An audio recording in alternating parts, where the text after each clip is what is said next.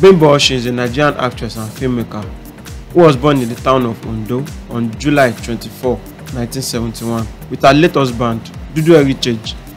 She has 2 children.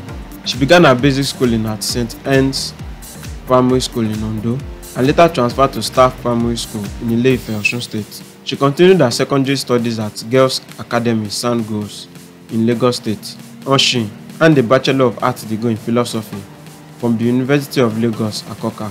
The actress began her acting career in 1996 and rose to fame in 2012 after appearing in the film Omo Elemosho, Children of Bimbo Oshin. Bimbo Oshin is the mother of 2 children, a son and a daughter. Michael Olusegun and Iyanu Oluwa Ibironke are their names. Bimbo Oshin's firstborn and only son, Michael Olusegun, is a Nollywood actor. On the 20th of November, he was born.